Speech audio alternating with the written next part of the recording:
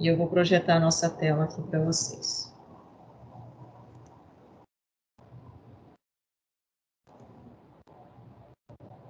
Aqui. Se eu não me engano, a gente parou por aqui, né? Ontem, quando a gente falou de íons, acho que eu dei um salto aqui, falamos da questão do modelo atômico de Rutherford. Acho que eu estava aqui já, só um minutinho que eu acho que eu... exatamente isso aqui mesmo. Aqui a gente vai só fazer uma pequena recordação aqui, para a gente ser um pouco mais sucinto. Então, conforme nós vimos, né, o modelo atômico de Bohr, que é aquele modelo atômico, né, referente à questão o declínio, lá o modelo atômico proposto por Rutherford, depois nós vimos a partícula subatômica, aí eu pulei isso aqui, mas eu vou voltar aqui agora, foi exatamente isso. Que nós falamos aqui o declínio da teoria de Rutherford, né, e entramos aqui no modelo atômico de Linus Bohr, e falamos aqui, né, exatamente daquela questão do elétron cair no núcleo, tá? Antes da gente prosseguir aqui, né, na proposta do modelo atômico de Bohr, eu só vou voltar um pouquinho aqui, dei um pequeno salto, só para a gente fazer uma recordaçãozinha rápida. Nem vou pular na louça, né? E com relação, então, a cada elemento, então, tem o seu número atômico específico, que é o que o caracteriza, né? E nós temos sempre o elemento químico representado aqui por um símbolo, né? Normalmente, a primeira letra é maiúscula e a segunda é minúscula, não sei se vocês já sabem, mas só recordando para os senhores.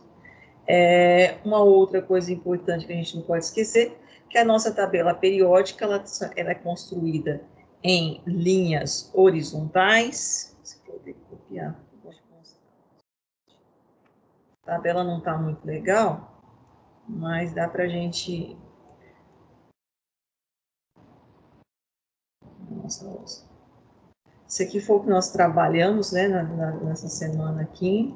Só voltando aqui um pouquinho. Tudo isso que nós falamos ontem. Né? E aí nós paramos aqui no modelo atômico de Bohr. Né? E nos postulados de Bohr. E é o que eu falei para vocês, a gente continuaria aqui. Mas antes de continuar isso, só para fechar aquela parte anterior lá do nosso trabalho, Ctrl V.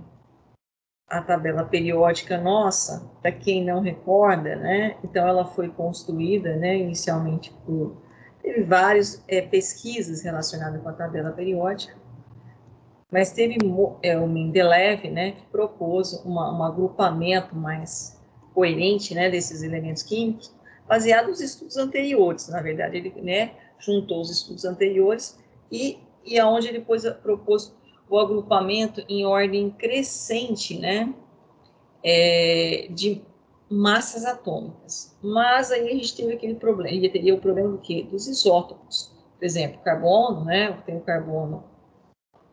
carbono 12, por exemplo, e tem o carbono 14. Né? São isótopos, número atômico 6. Então, isso não daria certo. E aí, posteriormente, né, com já o conhecimento do elétron, e, logicamente, foi possível conhecer, né, um pouco mais fundo nessa questão dos prótons que caracterizam o átomo, que é o seu número atômico, através de raio-x. E aí veio Moseley, né, e propôs, então, uma tabela periódica agrupada na ordem sequência dos números atômicos, que é o que caracteriza o átomo de um determinado elemento químico. Tá? Então, nós temos aqui hidrogênio, que é número atômico 1, depois hélio, que é número atômico 2, depois lítio, que é número atômico 3, berílio 4, boro 5, carbono 6, nitrogênio 7, oxigênio 8, flúor 9, neônio 10, sódio 11, magnésio 12, alumínio 13, silício 14 e assim por diante. Então, a nossa tabela ela foi construída na ordem, né, crescente dos números atômicos e quem, né, fez esse fechamento aí foi Moseley. E foi construída também, né, então, linhas horizontais, nós temos aqui as linhas, né, horizontais, que foi exatamente isso que eu coloquei aqui para vocês, que são chamados de períodos, confere? Pessoal, estão me ouvindo? Bom dia, bom dia. Consegue me ouvir ou não? Sim, sim, conseguimos. Bom dia. Só estou recordando que tabela periódica, rapidamente, que isso já havia sido proposto aqui, certo? Então, as linhas horizontais são os períodos, né? E nós temos hoje na nossa tabela quantos períodos? Se nós contarmos aqui, a gente tem 1, 2, 3, 4, 5, 6, 7. Professora, será que isso aqui pode aumentar, esse número de períodos? O que vocês acham? A gente pode aumentar esse número de períodos ou isso aí é fixo? Não tem como aumentar. Conforme forem sendo descobertos novos elementos, creio que sim. Com certeza, né? E essas linhas verticais, ó, né? Se vocês contarem aí, né? Nós temos 18 linhas verticais, que está aqui na nossa tabela. São chamados de grupos. Antigamente, e hoje não é mais utilizada essa classificação aqui, né? Era chamado de 1A, 2A, aí dava um salto, entrava no 3A, 4A, 5A, 6A, 7A e grupo 0, que eram chamados de elementos representativos. E aqui, né, o grupo, esse B, né, que começava aqui ó, no 3B, 4B, 5B, 6B, 7B, 8B, 1B e 2B, eu tô com uma borracha aqui, eram chamados de elementos de transição. E ainda eu tenho aqui fora da tabela, né, duas linhas horizontais, que na verdade elas estão aqui e aqui, que é a série dos lantanídeos e a série dos actinídeos, que elas estão aqui dentro, só nesse quadradinho. Eram chamados de elementos de transição interna. Só recordando um pouquinho a tabela. Depois a gente vai precisar de algumas informações importantes aqui na tabela, por isso que eu estou dentro do modelo atomo de Bohr, a gente vai já entrar numa parte de distribuição eletrônica e aí a gente vai precisar disso aqui. Tudo bem até aqui com relação à tabela? Sim. Tranquilo? Sim. Ok. Isso Sim, não é uma tranquilo. novidade para ninguém, né? Tranquilo. Bom, então o modelo atômico proposto por nosso, né,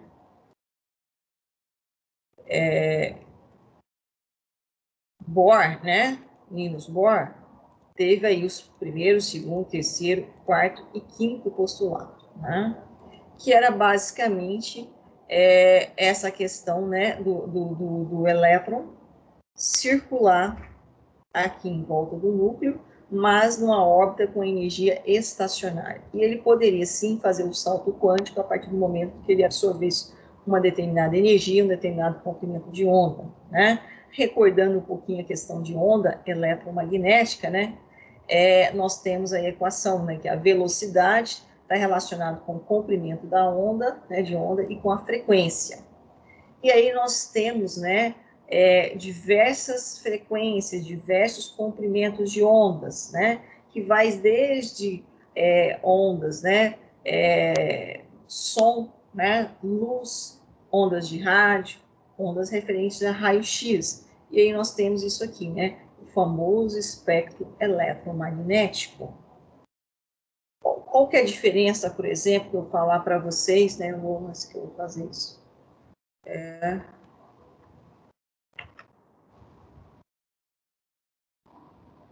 Esse computador está meio lento, minha internet que está meio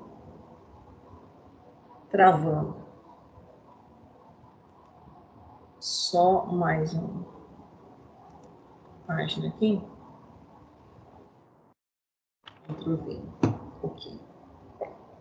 Esse, então, é o nosso, né, grande espectro, né? E fabuloso. E o que acontece? Vocês fizeram o experimento que eu falei para os senhores ontem? Jogaram um pouquinho de sal de cozinha na chama aí? Sim. E aí visualizou o quê? Conta para mim. Realmente, só muda a coloração para amarelo, meio laranja. Exatamente, né? Então você verificou isso. Bom, esse é o nosso espectro, né, de energia eletromagnética, que vem, né, desde aquelas ondas, né, com uma frequência, né, de 10 à quarta, 10 à sexta, né, um comprimento de onda de 10 à terceira, 10 a 1, né, metros, uma frequência, né? E eu tenho aqui, então, rádio, micro-ondas, infravermelho, visível, que é a faixa que nós conseguimos visualizar a olho nu, e aí aqui está o espectro, né? Essa região aqui das cores, ultravioleta, raio-x e raio-gama. O que muda, por exemplo, em relação a um micro-ondas para um raio-x?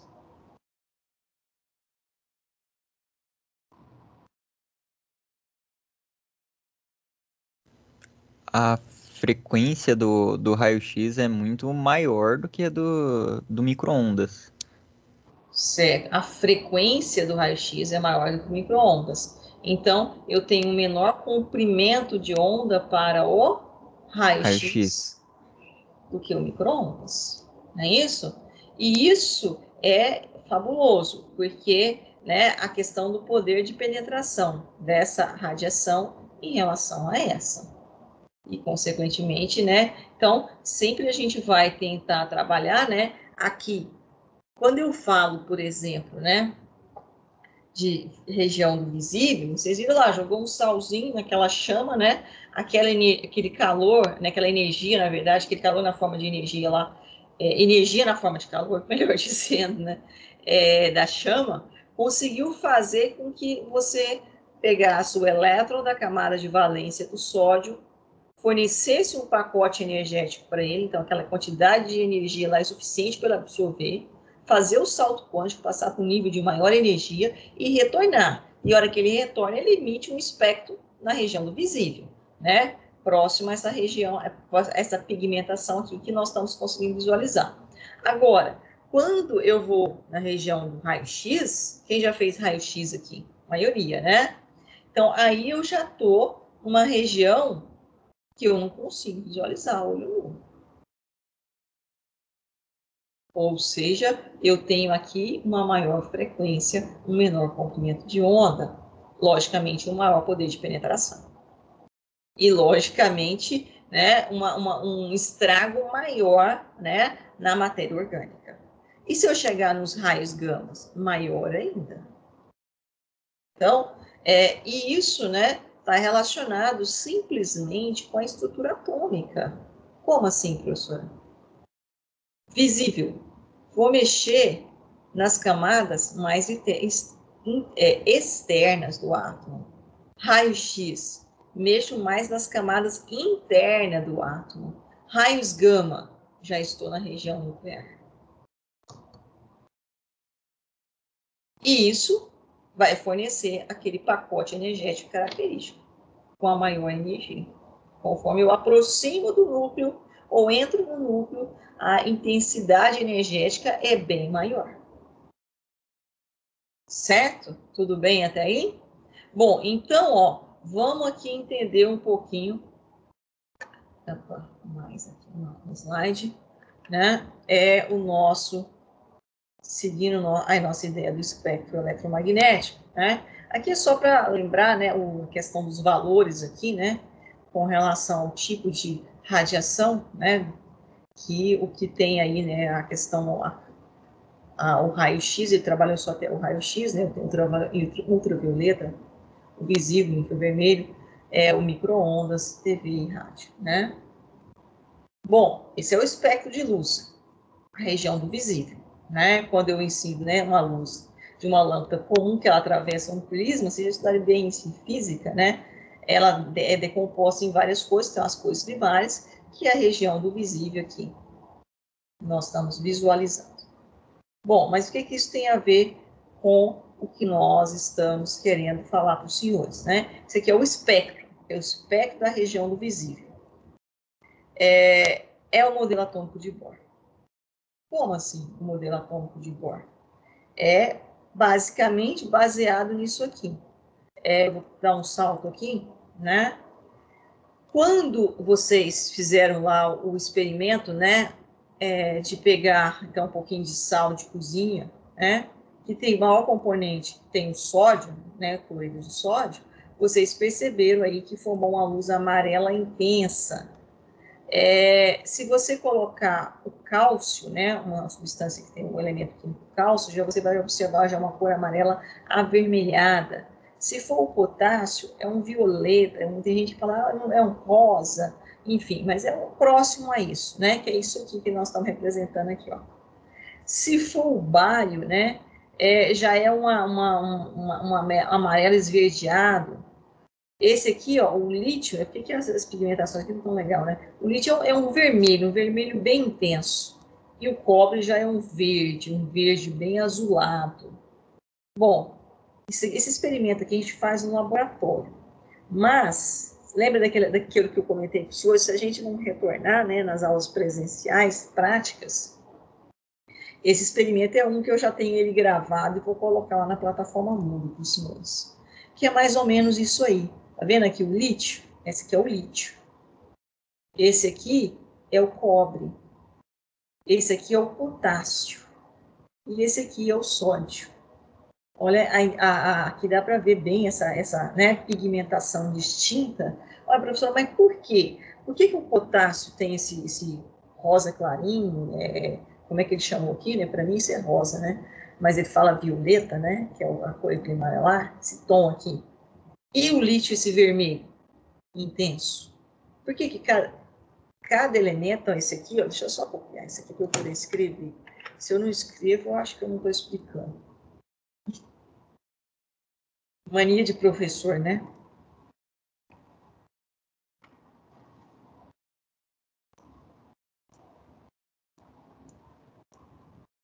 Pessoal, bom dia, estão entendendo que a professora que nós estamos comentando aí com os senhores? Estamos entendendo. Sim. Tá? Ok. Sim, tá tranquilo. Tranquilo? Então, ó, eu vou pegar aqui um azul, acho que vai dar certo. Aqui, ó. Esse aqui é o lítio, certo? O elemento químico lítio.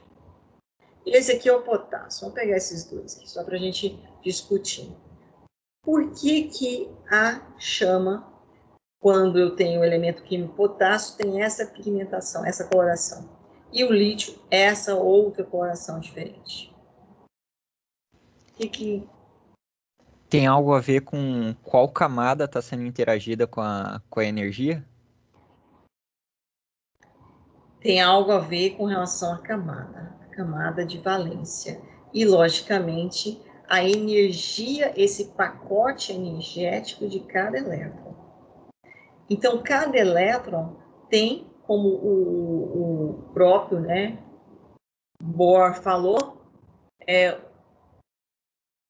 um átomo ou mais, né, elétrons absorve e salta para o nível afastado do seu núcleo, mais energético. Ao voltarem à sua órbita original, devolve essa energia absorvida na forma de luz, ondas eletromagnéticas, fóton. É exatamente isso. Só que cada um tem, né, um determinado valor de energia. Um determinado valor específico de energia, de comprimento de onda. E isso vai fazer nós podermos o quê? Caracterizar o átomo de um determinado elemento químico. A sua transição eletrônica, a energia, o pacote energético que é absorvido por aquele elétron. E, logicamente, né, o potássio vai absorver uma energia nessa região aqui, né, próxima, né, o violeta, que está nessa região aqui. Né? Já o cobre, né, já vai absorver alguma coisa próximo aqui, ó, nessa região, que vai de 400 a 750 nanômetros, que é a região do visível. Então, dentro, né, se eu tiver alguém, né, no caso do lítio, já está mais próximo aqui, ó, nessa região aqui. Né? E isso vai caracterizar o elemento, ó, o lítio, né, o vermelho intenso, o cobre, esse aqui é o cobre, né? Eu estou sem caneta. O cobre, que é o verde, é azulado, e o potássio, que é o violeta. E esse aqui que seria o sódio. Certo? Então, como explicar isso, né? Matematicamente, como é que a gente vai chegar nessa situação? Deixa eu voltar aqui um pouquinho e a gente já volta. O modelo atômico de Bohr, né? Que mostra que alguns elementos químicos, como eu falei, têm essas transições. Aí vem, né, os letreiros, né, que a gente visualiza aí, toda essa questão das luzes. E isso está relacionado, então, como o nosso amigo falou, com a eletrosfera do átomo, né, os níveis e subníveis de energia. Conforme Bohr tinha dito, que os elétrons estão o quê? Em órbitas circulares, e quando ele está naquela órbita circular, naquela camada, ele tem um pacote energético específico. Até o presente momento, né, nós temos, isso foi adotado como letras padronizado, né? K, L, M, N, O, P, Q, pode ir para frente? R, S, T, U, V, X, Z. Aí por que não aumenta, professora? Não aumenta porque nós temos hoje na tabela periódica, basicamente conhecido pelo IUPAC, já tem 119, mas o que está proposto até nas tabelas atuais são 118 elementos químicos. Então, o necessário são apenas aqui, né? E aí, isso foi chamado, então, de camada K, é a primeira, camada L é a segunda, M é a terceira, N é a quarta, O é a quinta, P é a sexta, Q é a sétima. Não sei se vocês estão lembrados, eu fiz questão de colocar aqui a tabela periódica, e quando eu coloquei a tabela periódica, eu fiz questão de colocar 1, 2, 3, 4, 5, 6, 7. O que é isso? A quantidade de camadas que cada elemento desse vai ter? 1, 2, 3, 4, 5, 6, 7. Certo? Então, eu tenho lá na tabela periódica 7 camadas. E aqui, nessa distribuição de elétrons, seguindo o modelo atômico de Bohr, eu também tenho 7 camadas por enquanto, que é a K, L, M, N, O, P, Q. E aqui tem um número máximo de elétrons. Aqui eu vou explicar de uma forma diferente, vai lá para a lousa já. Que fala que a camada K suporta no máximo 2 elétrons, que a camada L suporta no máximo 8 elétrons, que a camada M 18, que a N 32, que a O 32, que a P 18, e aqui está errado. Aqui está falando que aqui é 2. Aí nós vamos mostrar, já está errado aqui. Mas vocês lembram disso no ensino médio?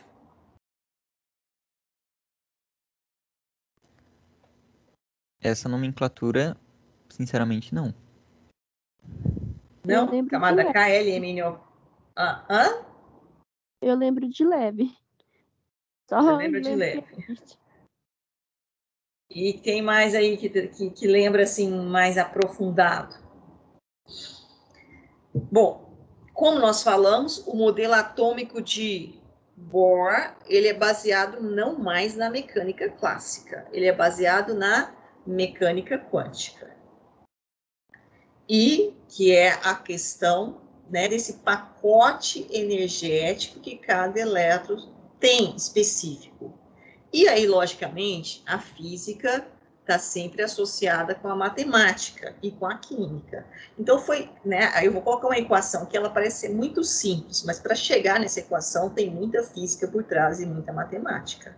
Uma equação que nos dá o máximo de elétrons por camada, calculado mediante a quantização da energia. Essa equação nos diz assim, ó, o número de elétrons, ele é igual a 2 vezes n ao quadrado, onde esse n aqui, representa a camada. Então, vamos lá. Como assim, professor? Então, a primeira camada é a camada número 1. Acabei de mostrar lá para vocês.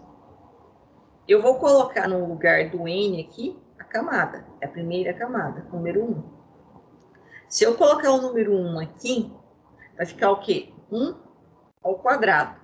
1 ao quadrado, 1 vezes 2, 2. Então, significa que nessa primeira camada eu tenho quantos elétrons?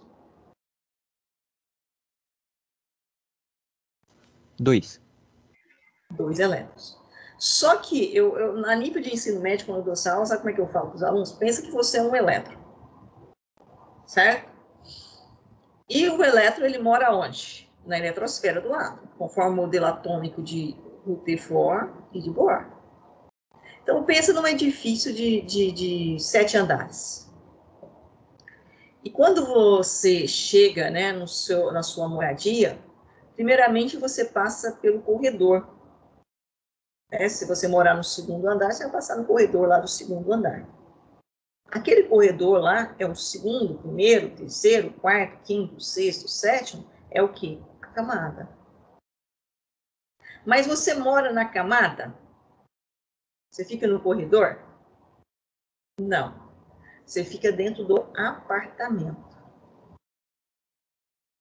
E o apartamento tem suas divisórias, tem quarto, sala, cozinha, banheiro. Então, o apartamento em si, nós chamamos ele, né, não mais de camada, mas sim, voltando aqui, aonde a gente estava, né?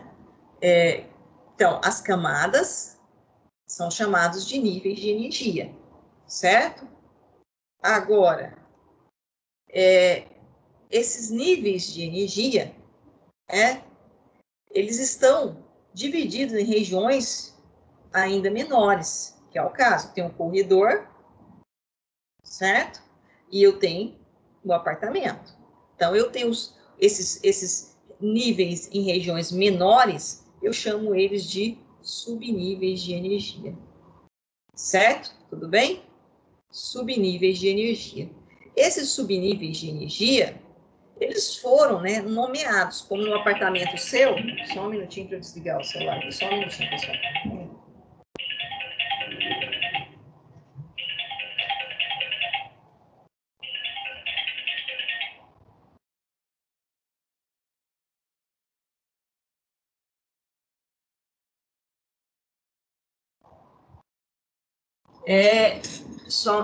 Desculpa aí. Eu estou aqui com esses subníveis, né? E esses subníveis, lá no apartamento nosso, a gente dividiu quarto, sala, cozinha, são nomenclaturas designadas. Aqui foi S, P, D, F, G, H, I, né? Que é como eu tenho lá. Eu tenho um apartamento de um quarto, eu posso ter um apartamento de uma sala, eu posso ter um apartamento amplo, vai depender das necessidades, né? Da quantidade de elétrons. Se eu tenho uma família grande, eu vou ter que ter um apartamento grande. Se eu tenho uma família pequena, eu vou poder ter um apartamento pequeno, né? E isso, né, foi composto aí por esse pesquisador aqui, né, o Sommerfeld, em 1916. Então, o elétron, ele está nesses subníveis. Tudo bem até aqui, pessoal? Sim ou não? Sim, tá dando para entender. Para dar a entender. Sim. Então, vamos lá. Então, eu tenho esses subníveis, ó. S, vamos colocar esses aqui por enquanto. P, D e F. Sendo que isso aqui também foi calculado matematicamente. Que esse subnível S, ele suporta no máximo 2 elétrons. Esse subnível P suporta no máximo 6 elétrons. Esse subnível D suporta no máximo 10 elétrons. E esse subnível F suporta no máximo 14 elétrons. Então, vamos voltar aqui. Primeira camada, joguei o número 1 aqui, 1 ao quadrado, 1 vezes 2, 2. Significa que eu tenho apenas 2 elétrons no máximo. Então, eu vou colocar aqui eu vou ter que colocar de cor diferente, né, a camada, 1s e o número de elétrons. 2. Agora, vamos para a segunda camada. A segunda camada seria essa aqui. Eu vou jogar o número 2 aqui. 2 ao quadrado, 4. 4 vezes 2? 8. 8. Então, significa que na segunda camada, eu vou ter que ter o subnível S e o subnível P. Que 2 com 6, 8. Então, ó, eu vou ter aqui o 2S e vou ter aqui o 2P. Certo? Mas com quantos elétrons? No subnível S, vou ter 2 elétrons. e o subnível P. Agora eu já vou falar como esse elétron está nesse subnível. 6. A ideia é essa. Vamos lá agora na terceira camada. Como é que seria a terceira camada? Jogo lá o número 3. 3 ao quadrado. 9, 9 vezes 2, 18. 18. Aí, nesse caso, eu vou ter que ter quais subníveis? O S, o P e o D. O S, o P e o D. E, logicamente, o S suporta... é azul. O S suporta os 2 elétrons, o P os 6 no máximo e o D os 10. D os 18. Agora vamos para a quarta camada. Como é que seria a quarta camada? 4 aqui, 4 ao quadrado, vezes 6, 16, vezes 2. 32. E aí, quais são os subníveis que eu vou ter aqui?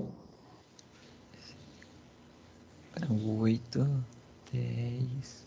Eu vou ter o quê? O S, P, o D e o F.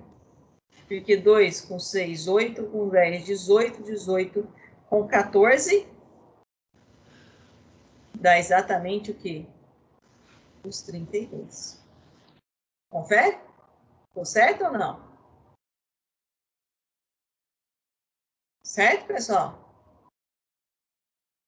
Tá errado? Certo, professora. Certo. Ah, muito Tá bem. dando pra Obrigada. entender. Agora vamos para a quinta camada. Coloca aqui o número 5 aqui. Como é que seria a quinta camada? Joga lá o 5. 5 ao quadrado, 25. vezes 2, 50. 50. Então, eu teria que ter quantos elétrons aqui na quinta camada?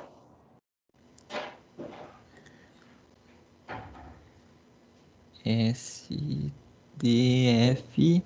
Pera, mas aí vai faltar. Aí vai precisar Tá. de uma outra camada. Vai precisar de um outro subnível, né? Sim. Só que aí eu vou voltar aqui um pouquinho. Deixa eu só sair aqui.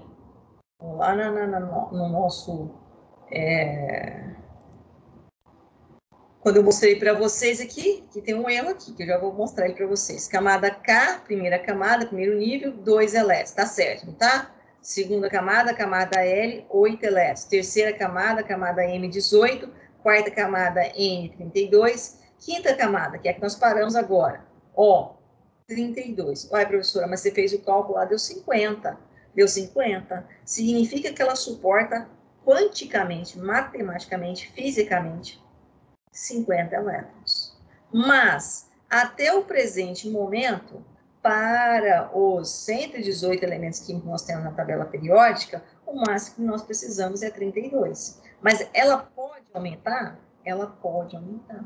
Então, isso aqui, né, a partir dessa camada aqui, ó, isso pode aumentar. Fisicamente, ela suporta 50 elétrons. Mas, para os 118 elementos químicos que nós conhecemos, o máximo são 33. Ok? Certo, pessoal? Sim. Aí nós vamos para a sexta camada. Sim. Ó, coloca lá o número 6 para mim e faz a continha aí. Fala para mim quanto vai dar.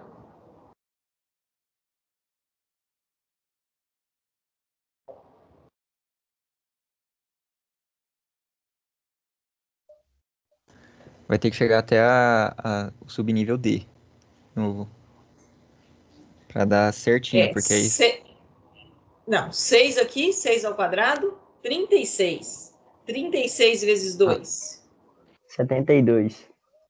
72. Mas, se nós formos lá no slide que eu mostrei para vocês, a camada, sexta camada, camada P, tem quanto? 18. É, professora? Por quê? Da mesma forma. Para os 118 elementos químicos que nós conhecemos até hoje, o máximo que nós precisamos é de 18 nessa camada. Mas ela suporta até 72 elétrons. Então, nós temos capacidade aqui, né, conforme foi sendo descoberto e necessitar de distribuir elétrons nessa camada. Olha um exemplo típico que está aqui, ó. Sétima camada. Sétima. Coloca lá o número 7. 7 ao quadrado. 49. Vezes 2.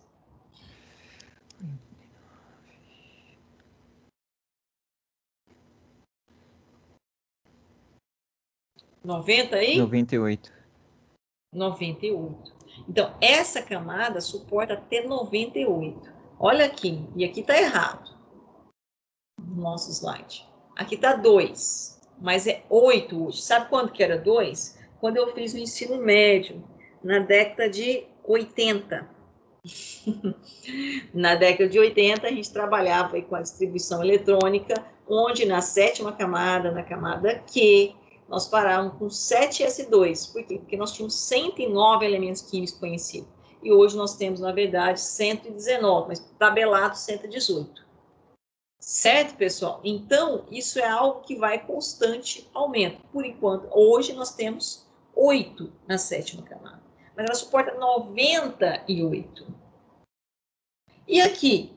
E aqui, professora, pode aumentar? Pode. É aquilo que eu falei para vocês na tabela. Quando eu fiz questão de colocar 1, 2, 3, 4, 5, 6, 7. Pode aumentar? Pode. Por enquanto, nós precisamos até a sétima camada para os 118 elementos químicos. Então, esse aqui, vocês conhecem? Não conhecem? Eu vou pôr de outra cor. Como é que chama esse diagraminha aqui? Vocês conhecem ele? Com alguma nomenclatura? Diagrama de Esse diagrama? Pauling, alguma coisa assim, né? Isso, diagrama de Linus-Pauling, que nada mais é, que foi baseado no quê? No modelo atômico de Bohr. Né? Na distribuição dos elétrons por camada. Então, aqui nós temos, ó, a camada K. Aqui nós temos a camada K. Aqui nós temos a camada L, M, N, O, P e Q. Pode aumentar? Pode. Como é que esse diagrama foi construído?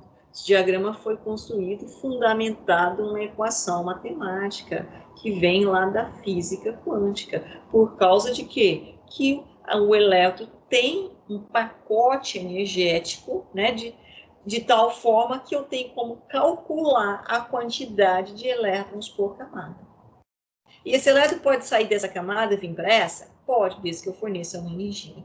Quando isso acontece, esse elétron sair desta camada para essa, por exemplo, né, que for mais próximo do núcleo, em determinadas condições, dependendo da quantidade de prótons que eu tenho no núcleo do átomo, eu tenho um raio-x, certo? E quando o elétron sai das camadas externas, eu estou talvez na região do visível, ou do infravermelho, ou do ultravioleta. Vai depender do elemento químico e da quantidade de energia que esse elétron absorve. Então, é exatamente isso aqui, né, que o nosso querido, né, Sommerfeld colocou. Os elétrons estão em subníveis de energia, que são os compartimentos aí do apartamento, e, né, hoje, atualmente, nós temos esses subníveis, que é o S, P, D e F. O subnível S suporta 2 elétrons, o P 6 elétrons, o D 10 elétrons e o F 14. Mas, e aí acabamos de mostrar isso aqui, né? A primeira camada, a segunda, a terceira, a quarta, a quinta, a sexta e sétima. Ok? Até aqui, alguma dúvida? Não. Não? Tá claro? Vocês já conheciam com esse raciocínio? Aqui está o diagrama, né?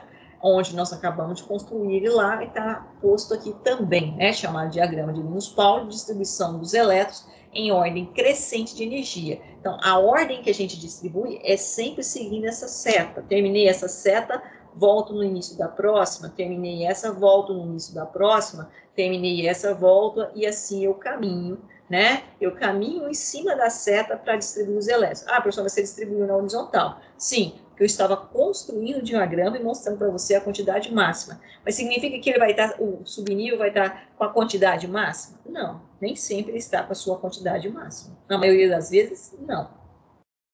Tudo bem?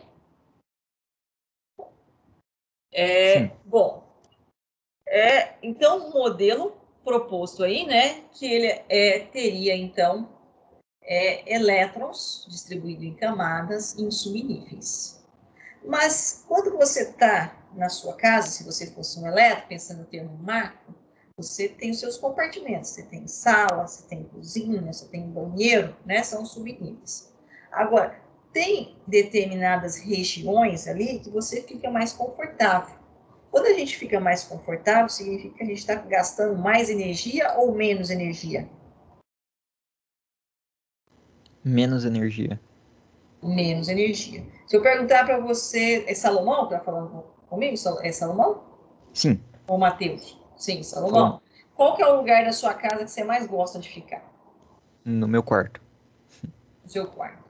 Então, o seu quarto é a sua órbita. É a região de maior probabilidade de encontrar o Salomão. Agora, você vai estar sempre no seu quarto, 100%? Não. Você vai sair, você vai à cozinha, né? Você vai até a sala, enfim, você sai, né? Antigamente você ia até o instituto, mas agora não pode mais, né? Mas daqui a pouco, se Deus quiser, vai poder novamente. Então, tem momentos que você sai. Quando você sai do seu quarto, daquela zona de conforto, você tem que gastar uma energia mais, tem que absorver uma energia para poder fazer isso, não tem?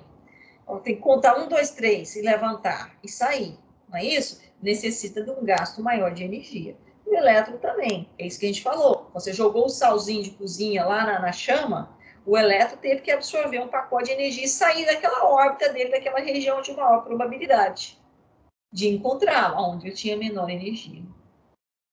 Certo?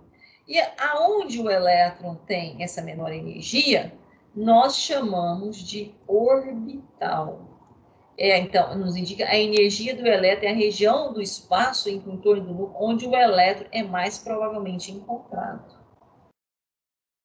Didaticamente, né, e aí a gente vai explicar por quê, né, porque não existe parede, né? É como se tivesse um quarto sem parede para o elétron. É uma região energética. Mas, didaticamente, a gente representa esse orbital, né? Deixa eu pegar isso aqui.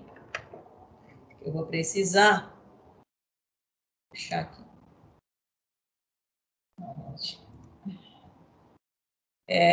Didaticamente, né? A gente representa isso por esse quadradinho aí. Tudo bem? Tá claro isso, pessoal?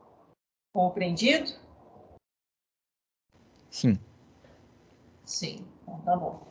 Então, ó, esse orbital, né, ele tem algumas condições específicas e você vai ver que tem lógica, né? O elétron está aqui dentro, mas elétron é algo que? Elétron é algo negativo. Negativo com negativo tem atração ou repulsão? Repulsão. Repulsão. Então, como é que esse elétron vai estar nesse orbital? Olha, ele tem, né, o elétron tem um campo magnético. E dois elétrons podem ter atração, desde que esse campo magnético deles seja diferente. Então, tem que ter algo diferente para que ocorra uma atração entre eles. E existem duas possibilidades para que esse elétron, né, dois tipos de elétrons. Quais são os dois tipos de elétrons? Por enquanto, que a gente discute. Didaticamente, a gente fala que tem um elétron, né? Esse campo magnético a gente traduz em spin, diz que é o spin dele. Ele tem um spin, um sentido, né? A gente traduz em horário e um anti-horário. Então, quando eu tenho nessa condição, ele tem uma atração. Agora, se os dois estiverem em sentido, no mesmo sentido, aí eu tenho uma repulsão. Nessa condição, repulsão, e nessa condição aqui, a única para ter atração. Então, a gente fala que esse orbital, essa região de maior probabilidade de encontrar o elétron, ela suporta no máximo 2 elétrons, porém, eles têm que ter em campos diferentes. Tem que ter spins diferentes. Por isso que quando nós construímos o diagrama, eu falei, o subnível S suporta no máximo quantos elétrons? 2 elétrons. Ou seja, aqui eu vou ter quantos orbitais? Apenas um orbital. Que é o caso lá que nós apresentamos aqui, ó. Subnível S com apenas um orbital. Aí o subnível P, pois nós apresentamos para vocês, aqui nós falamos que o subnível P suporta no máximo quantos elétrons? 6 elétrons. E se cada orbital suporta no máximo 2 elétrons, então significa que no subnível P nós temos quantos elétrons? Quantos orbitais? 3 orbitais. E aí eu vou perguntar para você, mas já vou responder lá na frente. O primeiro elétron, quando eu vou preencher, né, um orbital, o primeiro elétron ele entra com spin para cima ou para baixo? Quando vocês estudaram lá no ensino médio.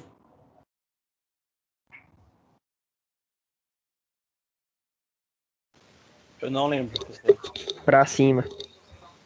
Para cima? E alguém tem uma outra observação?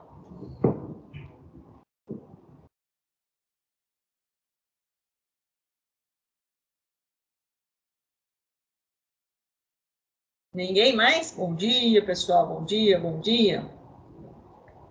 Não vou responder ainda não. Deixa vocês pensar. Bom, o subnível D, anteriormente, nós tínhamos falado que ele suporta no máximo quantos elétrons? 10 elétrons. Então, ele tem quantos orbitais? 5 orbitais. E o subnível F, nós tínhamos falado anteriormente que ele tem o quê? 14 elétrons. Então, ele suporta quantos orbitais? 7 orbitais. Certo? Mas, isso pode aumentar, professora? Pode. Dê uma lógica, né, anteriormente aqui. Eu aumentei o número de elétrons do S para o P, foi quantos elétrons? 2 para 4. Ai, pessoal, desculpa, estou trocando tudo, porque eu estou falando a resposta já. 2 para 6. 4 elétrons. Aqui, ó, 4 elétrons. 6 para 10. 4 elétrons. 10 para 14. 4 elétrons. 4 elétrons. Se eu tivesse aqui, né? Não sei se vocês estão lembrados aqui, mas o Sommerfeld, né? Já tinha colocado aqui, ó, no nosso slide que eu mostrei. Ele já tinha dito, ó, eu tenho o S, o P, o D, o F, mas pode vir o quê? O G, o H, o I, sendo que esses 3 últimos ausentes no diagrama convencional, porque não é necessário ainda. Então, seria o próximo depois do P, do F, seria o quê? O G. E teria quantos elétrons?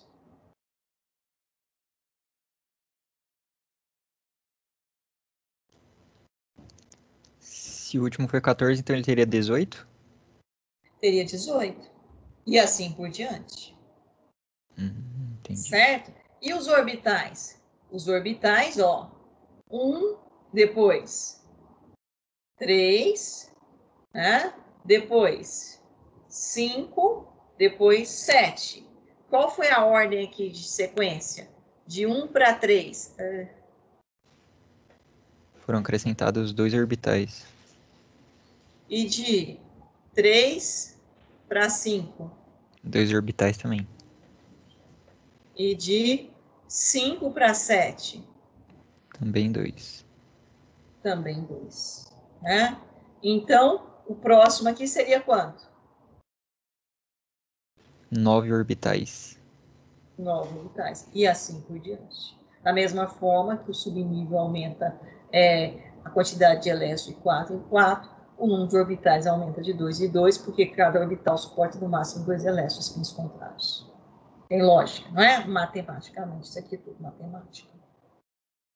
Ok, pessoal? Até aqui, ok? Sim ou sim? Ok, professora. Ok, né? E aí, logicamente, está aí, e daqui a pouco eu volto aqui, mas eu já vou passar aqui um pouquinho. A quantidade de elétrons por camada, né? Os níveis e os subníveis. E aí nós falamos, então, que o elétron, né, como eu falei, pode sair de uma órbita e ir para outra e retornar. Isso é possível, né?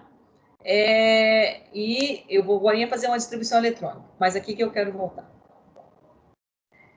A distribuição de elétron em um átomo. As regras para o átomo é fundamental. Bom, isso aqui a gente chama de regras, né? Mas, de fato, isso aqui é questão energética. Como eu falei, um orbital, né, esse sentido rotacional do elétron, chamo de spin. Né? Eu tenho aqui o sentido horário e o anti-horário. E o elétron, ele vai ter, então, um orbital vai ter no máximo 2 elétrons com spins contrários. Inicialmente, né, os elétrons vão sempre para o subnível de menor energia.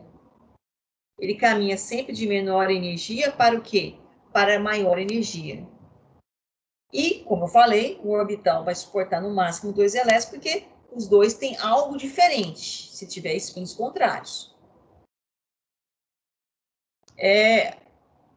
E o elétron, ele prefere, né, essa questão que é importante, ó, estou destacando aqui, ó, dados vários orbitais de mesma energia e mesmo subnível, o elétron vai para o orbital que estiver vazio. Então, qual que é a preferência? Você é o elétron. Você chega lá num compartimento da sua casa, você prefere dividir mesmo que tenha alguma atração entre o outro elétron e a outra pessoa, mas às vezes você fica mais estável o quê? Mais tranquilo, sem ninguém falando na sua cabeça, sozinho, não é? No sentido de preferência, eu prefiro entrar no orbital que está vazio. Mas depois, logicamente, quando você está naquele orbital que já tem alguém, isso também abaixa a energia. A gente vai conversar sobre isso daqui a pouco. A ordem de preenchimento subnível foi esse diagrama de Pauling, né? Então, o que acontece aqui? Que eu vou falar um pouquinho, que já vai entrar num processo mais complicado. Deixa eu voltar aqui. Só voltando aqui no nosso curso. Então, o elétron, como eu tinha feito a pergunta, o elétron prefere entrar, como eu mostrei ali, né, no orbital que está vazio. Então, se eu entrei um elétron com spin para cima, o outro elétron vai entrar com spin para cima, mas no orbital vazio.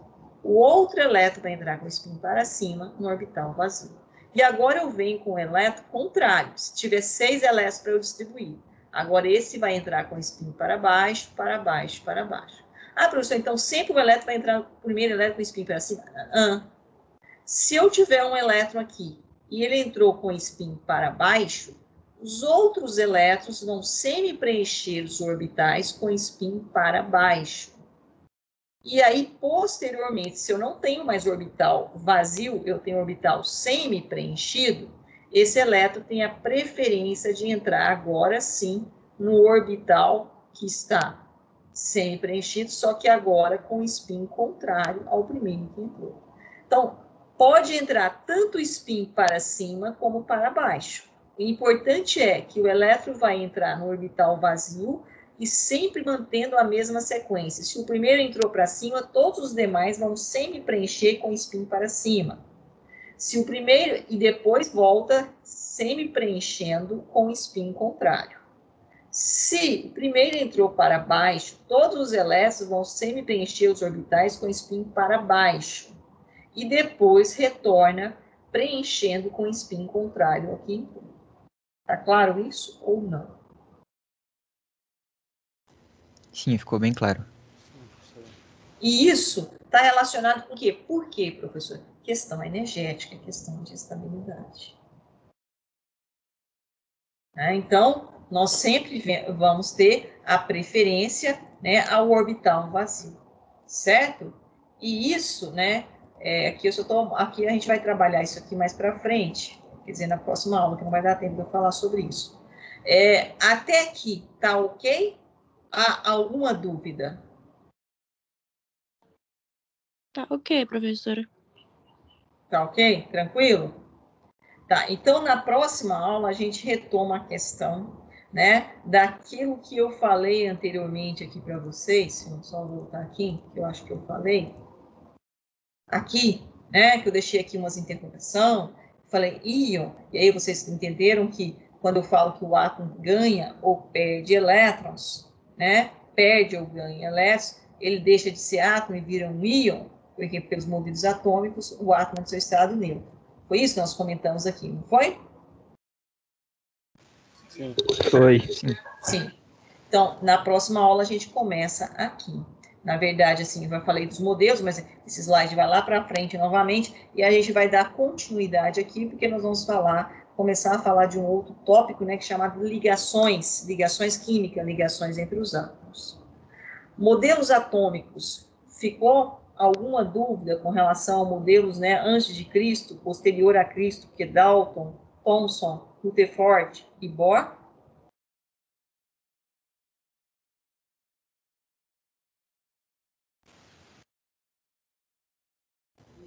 Não, creio que não. Tá claro isso? Deixa eu só projetar um negócio aqui rapidamente. Vocês estão com tempo aí? Só um minuto. Se a minha internet ajudar. É uma lentidão que só.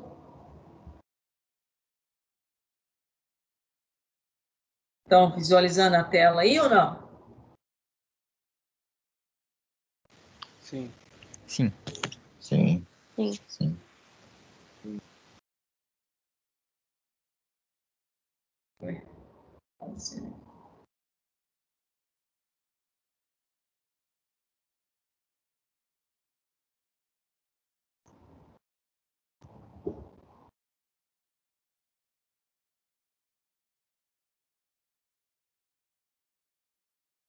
Acho que essa é a turma de vocês, se eu não estou enganada. Aqui tem, né, duas coisas aqui de atividades assíncronas, ligações químicas, ligações iônica, covalente e ligação metálica. Tem um slide de ligações químicas e tem um artigo de ligações químicas e tem estrutura de Lewis. Eu gostaria já que vocês, para a próxima aula, que será na próxima quarta-feira, olhassem esse slide com carinho, depois o artigo e, posteriormente, a estrutura de Lewis. Combinado? Então, essa é a tarefa para vocês para a próxima aula, porque eu entro aqui com uma maior rapidez para a gente fechar esse tópico numa aula só. Tudo bem, pessoal? Certo, professor. Tudo bem, fechado. Então, Tudo já bem. está aqui na Tudo bem. plataforma de vocês, e aí esse é o material que vocês vão ler, estudar para a próxima aula, tá? Ok? Voltando aqui, então, Ok, no então, Teams. professor. Vou aqui baixar a nossa lista de presença. E parar a nossa gravação, se não há nenhuma dúvida. Tem alguma dúvida? Não. Não. Não. Então, parando a nossa gravação.